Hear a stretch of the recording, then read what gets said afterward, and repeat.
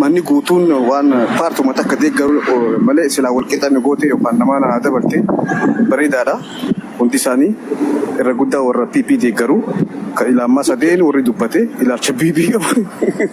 No, amma ilaalcha keessa rabootaalee gatii hawaasaa irra dubbata. Gatii hawaasaa saniifuma sinje akkasiiti waa'ee hawaasa irratti ani yeroo hedduu mootummaa fi waboo walii hordofsiisu hedduu na ajaa'iba. Waboo jechuun nama kilaash fudhatee qarree fi qeeroo kaleessa gaara seenee falmachaa jiru. Mataa dubbadhu waan uummanni barbaadu obboleessoo amma paartiin haadhessu hin jiru. Fedhii fi dantaa uummataa waan uummanni hawaasni barbaadu. Obboleessa kee yeroo nam sadii dubbate yeroo sadii dubbatan callistee ani giseen dubbadhu maa dubbata taa'ii keetirra dubbadhu obboleessa kee. Hiikaa shanan kee itti fayyadamu. Wal dorgomsiisuun ani sagalee uummataa ukkaamsuun na fakkaata. Ka baankii fi taankii fi diroonii harkaa qabuu fi nama kilaash qeeroo kaleessa alatti baatee rorroo tana dadhabdee falmachaa jirtu kanaa wajji wal dorgomsiisuun yaada uummata sadeen hedduu na ajabsiisa. Mootummaa jechuun nagahee biyya sanii eeguun dirqama isaati. Rakkoo ammatti uumameef tokkoffaa irratti ka gaafatamu kallattiidhaan mootummaa biyya bulchaa jiru. Mootummaan Raashaa isa gargaartu, ka mootummaan Ameerikaa isa gargaartu, ka ilaa Magdishoo dhaqee Magdishoo bara Alshabaab mootummaa raayyaa ittisa biyyaa Itoophiyaatu nagahee eegsisaa jira bara. Akkamiin waboo ifiifuu magaalaa takka hin to'atiin fiddanii itti gaafatamummaa gootan sagalee ukkaamsaa jirtan itti fakkaata. Yeroo kana yeroo siyaasaatii miti. Kallattiidhaan kan gaafachuu qabnu mootummaan taankii fuudhee diroonii fuudhee nagahee uummataa eegsisuu qabu. Magdishoo dhaqee eegsisuu jiraame Suudaan kibbaa dhaqee eegsisuu jiraa bara. Gamtaa Afrikaa keessatti qooda fudhachaa jiraa bara. Akkamitti Shawaa fi Wallagga keessatti nagaya uummataa eeguu dadhabne jennee ka gaafachuu qabnu kallattiidhaan mootummaa naannoo Oromiyaatii fi mootummaa federaalaati. Kuni amma sagalee uummataa asuun taane amma mana haasawamaa jiru wal dorgommii wabootii fi wal dorgommii mootummaati. Wal dorgomsiisuu hin dandeenyu. Ifuu warra humna hin qabne waboon warra magaalaa takka to'atee miti kun immoo warra yookaan naannoo takka to'atee diroonii itti buusuu fi xiyyaara itti buusuu warra qabuu miti. Warra bosona keessa ifuu yaa'aa jiru. Kana kallattiidhaan dhaqee uummata irraa dhorkuu danda'u mootummaa. Kana jechuun mootummaa qeeqoo yookaan mootummaa achirraa haa ka'u jechuu keenyaa miti. Nagahee uummataa kana eegsisuu qabu mootummaan. Mootummaarraa haasa'uu qabna. Mootummaan akkamitti uummata faannoo kanaas haa ta'u ka biraas qaama biraa haa ta'u dhaqee tarkaanfii itti fudhachuu akkamitti dadhabe. Magdishoo dhaqee nagahee buusaa jiru akkamitti Shawaa Salaalee funyaan isaa jala jechuu akkamitti itti callisaa jennee gaafachuu ka qabnu mootummaa. Kana yoo hin goone waboon bu'aan bosona jiruu fi uummanni waboon akka fedhe shiftaa jetteen akka fedhe jeein haya. Uummanni san Abiyyi Ahmaduu uummata sana yoo kontirool godhuu dadhabe akkamitti uummata komanne? Uummata komachuu hin dandeenye. Uummanni of keessaa baasu. Abiyyiin of keessaa baasuu dadhabee jira uummata sana. Kanaaf silaa xiyyeeffannoon keenya dhugaan jiru kan amma mootummaan achi jirti, waboon achi jira, amaarree jira miti. Humna guddaa ka qabu Maqalee dhaqeetu wayyaanee miliyoona 3 barbadeesse. Akkamitti uummata kana jennee ka gaafachuu qabnu mootummaadha malee waboo jala haayuun uummata burjaajeessuudhaan jaa galatoomaaf xalleetiin jira. So much. Abdul Qadir Haji. ويا أصلي السلام عليكم ورحمة الله وبركاته آتي هذه كيف فايدة ما كبركا فهذا نتي كبركا في إنه مجاندرا دقيقة كياتي فايدة ما جرى بيتك أصلي كياتك دوران دكتور أصل الدين أمو الجزيرة تاتي جرتا غلطومي وان قدارا سينجا شو بربادتي ربي سيادة برو كوني قمتشو قدا كوني قمتشو كوت دقيقة أنا نرد دومو wanni jechuu barbaade Ani gama kiyaani mariin ati dhiyeessite kun marii Oromoo fi Oromiyaati. Marii warra biyya bulchaa jiruu fi ammallee warra bosona keessa jiruuti. Hundaa fiddee asitti haasofsiifte haga tokko galatoomsiin jedhaate. An akka kiyyatti akka Abdulqaadiritti ummanni Oromoo dhumataa jira, dhumataa jira. Qalamaa jira, qalamaa jira. Egaa woboon ka bosona jirullee ummata Oromootiif qabsaa'aa jiraate. Innumti mataan isaatuyyuu ummata Oromootu qalaa jira, ajjeesaa jira, fannisaa jira, saamaa jira. Maaliif saama? Tokko eega Oromoo qabsaa'aa jira. Eega Oromoo qabsaa'aa jiraate isa Amaaraati. Maal jettu? Dhagamaan jiru? Innummaan matammaa wobootuyyuu ummatuma keenya akkuma Amaara fannoo sanii qalaa jira. Tokko waraanni biyya bulchaa jirullee seera cabsisan. Eዚህ ጋር አሁን ውይይት ነው ኑ አናባ ፈታዮታ ወላሂ ጋር ይስም ቦታ ሴራ cabsina disrespect ምናምን disrespect አልፈልግም። ኑቲ ከባርባኑ ወቦ አረብሳ ሞቱማ ፋርሱ ሞቱማ አረብሳ ወቦ ፋርሱ ሶንታኔ ማሪ ቢሊሳ ፍሪደም ስፒች ዋንጀር ተኩጅራ ማሪ ቢሊሳቲን ወልት ኢየሱ hawaasni maal barbaada simmeetii keessanii naasayina asirratti gidee haasawtan fedhii ummata dhumaa jiruu kana haasaya fedhii ummata dhumaa jiruu kana haasaya anamma bar fakkeenyaaf anamma abaa'oo yookiin deeggaruu yookiin miseensa ta'uu danda'a galee waliin loluu danda'a humna qabaa jechuudha dhageettii qabaa jechuudha mootummaa ashqaabbatee kondominiyeemii fudhachuu danda'a kana hunda maaliif godhuu dhabe hawaasa kiyyaaf dhabe isinii galee miti. Alhamdulillah amma sa'a kanatti chiraallo indanda'an mootummaa ashqaabbatee dhumaatii ummaatii kana awwaalee yoo diqqaatee baala sultaanii akka aanaa kanatti dubbii himaa ta'uu danda'a war maal taatan antum yookiin immoo waraanatti makamee humna qabaa bar dhukaasuu danda'a bar akkas miti nu ka barbaannu nagaya barbaadna nuti akka ummanni keenya dhumne barbaadna nuti. Nagaya feena wanni siyaasa keessaa ubbaafne marii bilisa isin yoo goone isin galamiti qaama bosona jirulle disrespecting goina qaama angora jirulle disrespecting goina ummanni dhumaa jiru miskiinni isaan dhale kun miskiinni waboo dhale kun miskiinni warra angora dhale jiru dhale kun miskiinni diaspora irraa dhalate kun miskiinni ijoolleen biyya arabaatiif rifuujii irraa dhalate kun maal isinirraa barbaada? Hawwani keessan isinuma mataa keessa warra biyya arabaatiif biyya faranjii jiruuf warra aangorra jiruuf warra bosona jirurraa maal barbaada waan kanarratti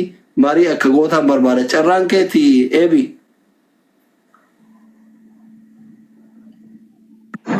asli dalagarra jarame nama itti dabar Muhammad carraan Muhammad kaitan Assalamu alaikum warahmatullahi wabarakatuh. Duraan dursee afaan afeeru keessanii baay'ee galatoomaa isiniin jedha. Kanatti aansuudhaan dhaamsa gabaabaa jalqaba waa dubbachuun qabuun dubbadha. Inni sunis maali? Tokko yaa warra pileetfoormii kana irraa waa haasoftu.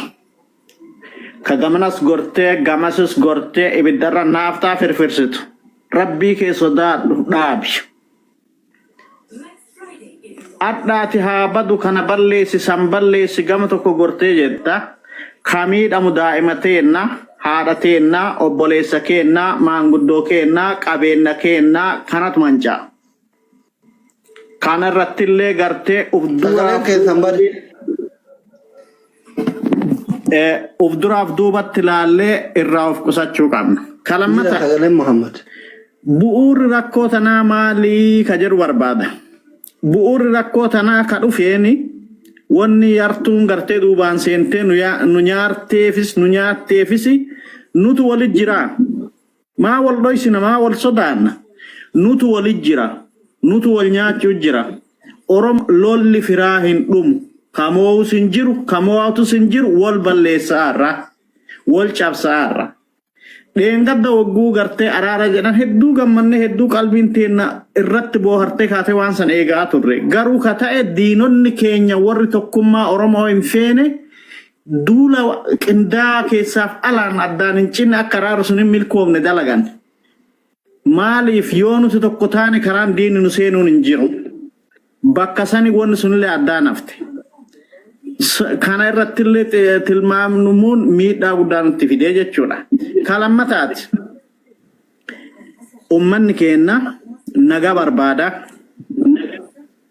Angamanas goree tokkollee deeggaruu sun taane afaan ummata keenyaa ta'ee dubbachuu barbaada. Ijoolleen teenya taphosana jirtu yoo duutus nu harkaa du'aartii gurmuteen nan miidhama. Ta mootummaa Oromiyaa keessa jirtus yoo nu jalaa duutu nutu miidhama. Ta federaala keessa jirtus yoo nu jalaa duutu nutu miidhama. Cabiisa kenna malee cabiisa alagaatii miti. Bakka alagaan ittiin nu eegutti nutu wal godhu jira. Kanarraa hoo furmaanni kenna maali? Yaa martinuu xiiqii keessaa bayi. Kagartee bosona jirtus xiiqii keessaa bayi. Ka mootummaa keessa jirtus xiiqii keessaa bayi. Gattaa rakkoo teessan karaa nagaatiin furadhaa. Na dhagaa isiniif hima. Rasaasaan furmaanni dhufu gonkuma hin jiru. Badiitu dhufa. Kasaaraan qabeenyaa ni dhufa. Kasaaraan lubbuu ni dhufa. Mancaatiin biyyattii ni dhufa. Jiguunillee ni dhufti. Kana hundarraa wal baraaruudhaaf wal hambisuudhaaf du'a daa'imman keenyaa du'a laafaa keenyaa du'a haadha teennaa du'a deettuu teennaa du'a maanguddoo keenyaa hambisuuf nuti tokko taanee rakkoo teenna gamtaan gatteennee mariidhaan furachuudha. Kan mootummaatis dhagaye bakka araarreetti yoo fi lamaanii walii galuudhaaf wal sodaa qabaattan qaama sadaffaa akka dheengadda isin jidduu seena ofirratti affeeraati gattaa mari'adhaa xumuradhaa gama tokkotti deebi'aa. Achitti yoo gama tokkotti deebitan diinni isin seenu hin jiru. Kun yoo hin godhamne furmaan dhufu hin jiru mancaatiin kanaa olitti dhufu. Sadaffaa. Amma asitti waan laallu tokkotu jira. Mootummaan kun diigame kabiraa ijaarraa jedhan. Biyyiti tun tasabaaf sablammiiti. Kanallee hubadhaa. Mootummaalleen deeggaru, woboolleen deeggaru haan hawaasa. Biyyiti tun tasabaaf sablammiiti. Gaafa hulaan sun banamtee kaatee isas bakka sanii kaafne kabiraatti dhufee bakka qabata carraa isaa eeggatee dhaabbatee eeggachuu jira. Ala inni isa eeggate maaltu dhufa yaa jaallan haaraatti ammallee qabsoo haaraa eegalla. Dhiiga qeerroo 5,000 itti gabbarree kaanii bakka san seennillee gatii irraan balleessinaadha. Rakkinni jira eega malachuu rakkinnatu jira rakkinna keenya nutu furachuu dadhabee rakkoo sanii furmaanni akka dhufu ufaatas gabbeessinu uf keessa haalaallu ufii keenya gatteenne keessoo teenna rakkoo teennaa fixannu. Kana isiniin jedhaa. Haguma kana jechuun barbaada galatoomaadha horaa bulaa isiniin jedha. Galatoom hayyee dhufaadha. Abbaa haqaa carraa keeti. Abbaa haqaa jirta?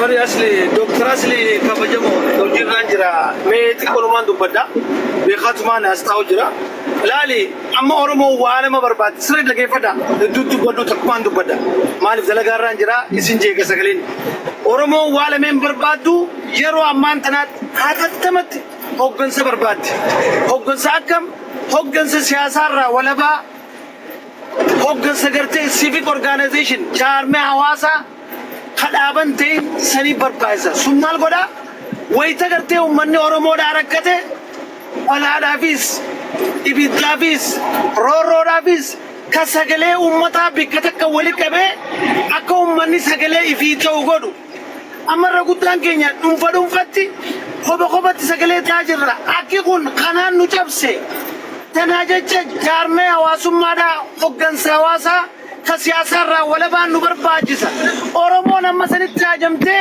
sangabbaasuudhaaf haala duree fixannee jirra torbaan kana keessa darbuuf jiraattan kun kana lammadaa immoo yeroo ammaa tanaa uummanni maalitti haajamee jaa dubbadha jara keenya abbootiin gartee silaa paartiin siyaasaadhaa akka waan isaan lameen wal dorgomsiisu jiru fakkaatti akkasitti naasoyina du'aa jirra ajjeefamaa jirra ibiddaan gubamaa jirra maali furmaanni kajoogisee dubbannu jara keenya abaawoo boodaa miti mootummaadhaa miti abbummaan fadhee gabbee dhimma oromoo fi oromummaa irratti yoo diina keenya rukute nuti dhageeffadha yoo sheeyitaanni yookaan jinniin samii gubbaa gabbuutee faannoo rukutte nuti fira keenya sheeyitaana sen sheeyitaanummaa irraa kaafneeti nabi jijjiirra nuti dhageessanii maleeka goonaa sheeyitaana san Yonni gabbee faannoo rukute.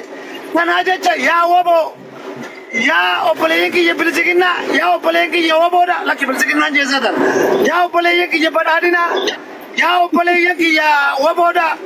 Rabbii ol teessikaadha. Walli isaatii diina keenya rukutaa. Ayyoon teenya boo jirti ilmi keenya qalamaa jira. Asrii keenya dalagarraan jira. Siifin dawwalaa waan gadduu hojjennu jira. Muutiin godhadhaa asuma ta'eetii isin haasawa. Okay. Jaalallo carraaqeen.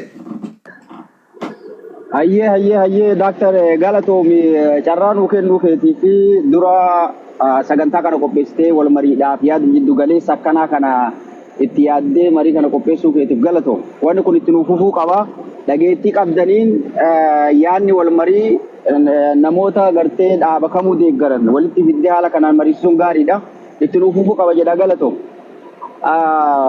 Daqiiqaa kiyya fayyadamuudhaaf nuti karraa haasa'uu qabnu akkuma namoonni hedduun haasa'an dhimma uummataati. Uummanni keenya hawaasni keenya maal barbaada? Hatattamatti akka emerjensiitti maal barbaadaa? Nagaya. Nagaya irratti waltaanee miti. Waltaane. Nagaya dhufuudhaa fi qaamni nagaya uummata kana dhoorge qaama kamiidha? Qaama agartee sababa mootummaa ijoolleen teenya lamaan ka bosona jirtuu fi kan agartee mootummaadhaan wal haanti wal godhaniif wal hadhaa jiranii fi jidduu kanatti agartee uummanni keenya miidhamaa jira.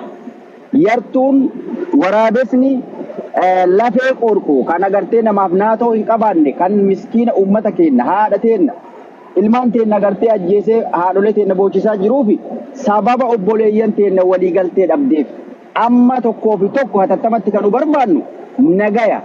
Nagaya bu'uudhaa fi wal marii karaa wal marii eessaanuu akka qopheeffatan akkamitti akka qopheeffatan isaan jirti. Obboleeyyan teenya bosona jirtuu fi tan mootummaadha hatattamatti noomaarowaa jechuudha. Sababni tokkolleen isaan agartee kan wal mariidhaaf isaan waliif fiduu dhoorgu waan hin jirreef dura kan dursu uummata nageenya uummataa fedhii dantaa uummataa waan ta'eef